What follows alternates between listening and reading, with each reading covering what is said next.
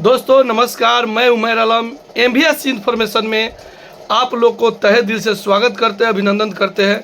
मुझे उम्मीद है कि आप स्वस्थ होंगे, मस्त होंगे, इलेक्शन में व्यस्त जरूर होंगे।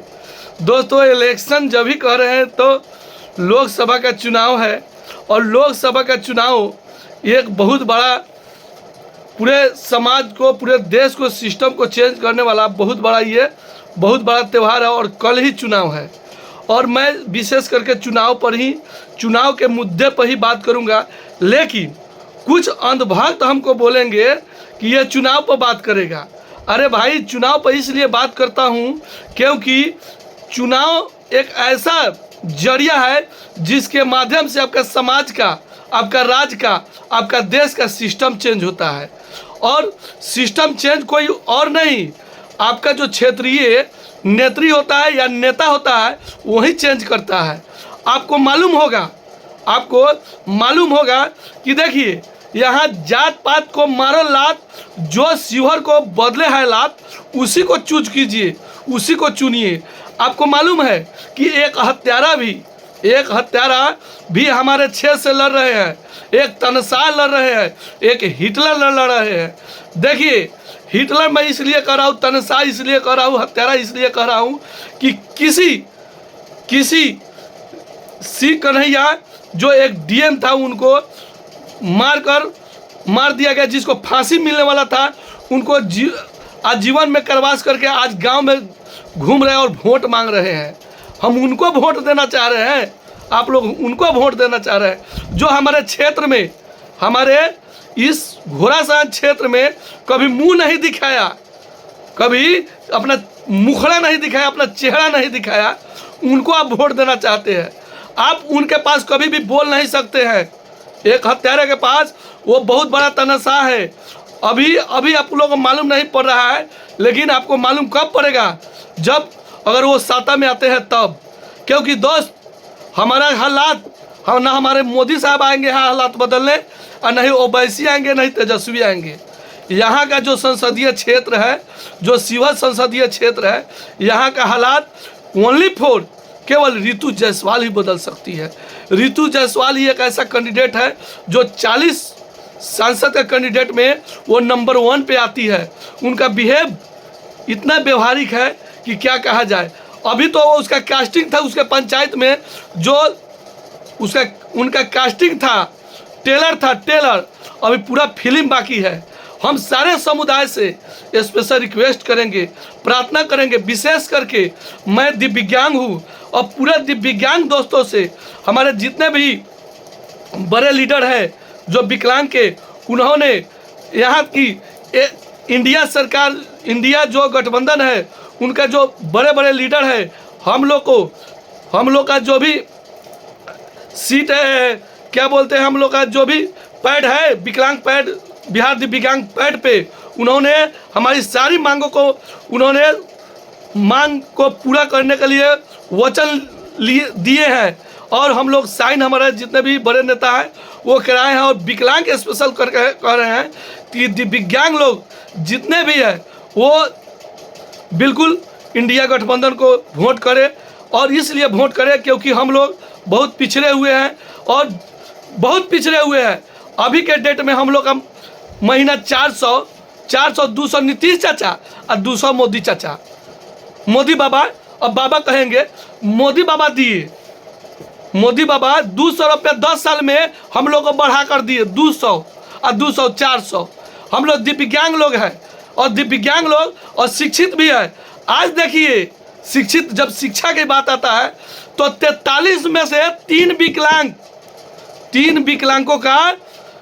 विकलांग का यहाँ पे नौकरी लगा है और 47 अदर स्टेट का। कौन दिया? कौन? नीतीश चाचा। आज जो महंगाई का कमर तोड़ दिया है। हम विशेष बात ये नहीं कहेंगे, एक एजुकेशन ही एक ऐसा सिस्टम है, एक गरीब का लड़का IAS बन सकता है, कलेक्टर बन सकता है, इंजीनियर बन सकता है, वो अपने परिवार का हालात चेंज कर सकता है। और वही सरकार कभी एजुकेशन सिस्टम पर बात नहीं करते हैं। एजुकेशन सिस्टम एक ऐसा माध्यम है जो लोहे को आसमान में उड़ा देता है। एजुकेशन सिस्टम ऐसा हालात है, एक दिव्यांग को अफसर बना सकता है, एजुकेशन के माध्यम से दोस्त। मैं ये नहीं कह रहा हूँ कि उनको वोट दीजिए, इनको वोट दीजिए, नहीं। जो ओरिजिनल कैंडिडेट है, जो ईमानदार कैंडिडेट है, जो शिक्षित कैंडिडेट है, जो रोजगार की बात करता हो, जो शिक्षा की बात करता हो, उनको वोट जरूर कीजिए दोस्त। क्योंकि आपका बच्चा के तरफ देखिए कि वो किसने नौकरी देने वाला है, किसको नौकरी। एक नौकरी किसी गरीब परिवार में होता है ना, उसका हालात चेंज हो जाता है। और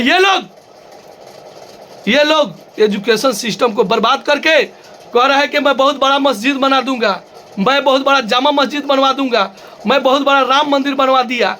बताइए, अरे भाई राम मंदिर ठीक है, बहुत अच्छी बात है, राम मंदिर बननी चाहिए, अच्छा बात है, राम मंदिर होना चाहिए, बड़ा मस्जिद होना चाहिए, लेकिन बड़े बड़े यूनिवर्सिटी भी होना चाहिए दोस्त। जब तक बड़े बड़े यूनिवर्सिटी नहीं होगा तब तक एजुकेशन सिस्टम बदलेगा नहीं दोस्त। अभी भी मौका है, आज भर और कल भर सोच लीजिए, सोने से पहले उठ कर जागिएगा कि मेरा बेटा का एजुकेशन सिस्टम कैसा है। आपका बेटा दिल्ली पढ़ता होगा, पटना पढ़ता होगा, कोटा जरूर पढ़ता होगा, लेकिन सोचिएगा कि किसने कितना नौकरी दिया। जो नौकरी का बात नहीं कर रहा है, प्राइवेटाइजेशन कर रहा है सारे सिस्टम को। अरे आपके दम नहीं था तो प्राइवेट सरकार कोई सरकार क्यों बनाता है? क्योंकि वो हमको अच्छा से वो उसको संभाल सके, उसको रख सके, उसको चला सके। आपको हैसियत नहीं था, आपको में काबिलियत नहीं था, इसीलिए ना प्राइवेट किए। हम आपसे स्पेशल रिक्वेस्ट करते हैं दोस्त, आपसे स्पेशल विनती करते हैं, प्रार्थना करते हैं कि एक बार जो आपका क्षेत्रीय ओरिजिनल जो ईमानदार कैंडिडेट है उनको सपोर्ट जरूर कीजिए, यानी कि रितु जायसवाल को सपोर्ट जरूर कीजिए, सारे समुदाय मिलकर, क्योंकि वही हमारे क्षेत्र का हालात बदलेगी। नहीं तो दोस्त हमारे मोदी जी और नहीं तेजस्वी बाबा और नहीं ओवैसी हमारे गांव में कोरैया में नहीं आकर उसका हालात बदलेगा। यही एक ऐसा कैंडिडेट है जो पैदल चल के हमारे गांव में आई। अभी तक लवली आनंद का कोई भी कैंडिडेट पर्चा के अलावा कुछ नहीं मिला होगा आपको। भले आप धर्म के नाम पर दीजिए, धर्म क्या दे सकता है? धर्म एक ओनली फॉर अंधभक्ति दे सकता है, किसी भी समुदाय को धर्म अंधभक्ति दे सकता है बस। अगर धर्म से अगर देश विकास होता है तो सबसे पहले हिंदुस्तान सबसे आगे होता है, क्योंकि इंडिया में सबसे ज़्यादा मस्जिद है और सबसे ज़्यादा मंदिर है, सबसे ज़्यादा देवी देवता है। किसी भी देश में इतना देवी देवता नहीं है, किसी भी देश में इतना मंदिर मस्जिद नहीं है। और हालात देखिए, और उसी का खेल खेल रहे हैं लोग। बहुत सारे ग्रुप में दोस्त अनाप शनाप बोल रहे हैं। अरे बोलिए दोस्त, बोलिए, बोलने की आज़ादी है, क्योंकि अनुच्छेद 19 हमको कहता है कि आप किसी भी सरकार के सामने बोल सकते हैं, बिल्कुल बोलिए। लेकिन दोस्त आ गया है मौका चेंज करने का अपने देश के। हमारे घोड़ासान क्षेत्र ये देख लीजिए, जाइए गंगा पार कीजिए घोड़ासान में जो गोद ली थी रामा देवी हमारे गोद ली थी घोड़ासान के। बताइए आज घोड़ासान के रोड इतना चकाचक है कि क्या कहिएगा।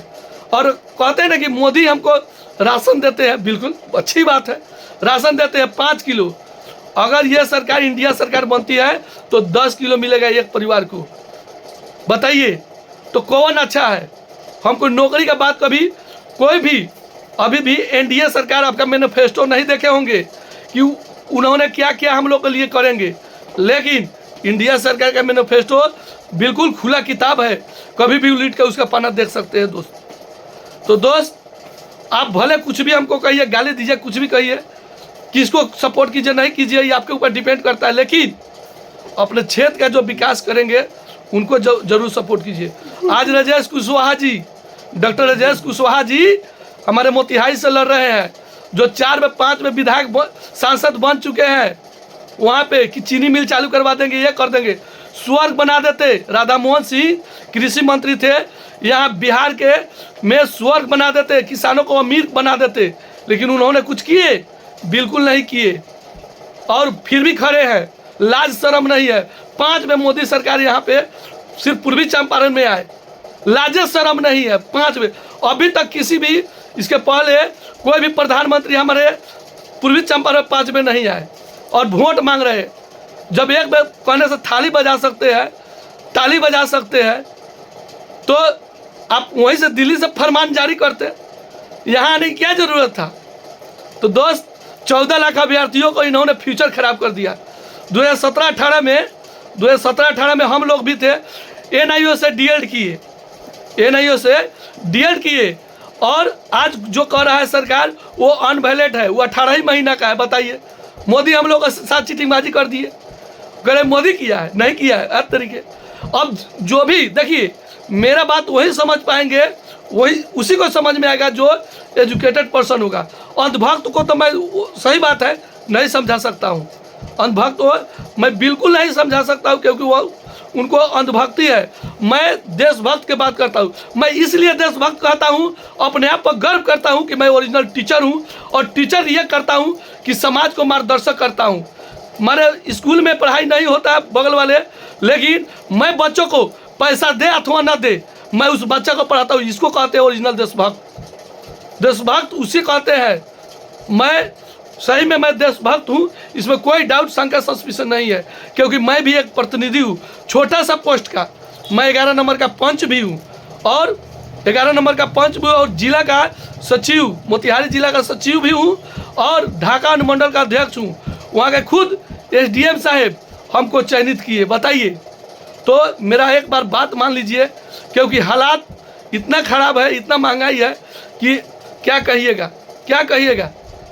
बोले के लिए तो बहुत सारे बात है, दिन भर मैं भाषण दे सकता हूँ, लेकिन भाषणबाजी से काम नहीं चलेगा।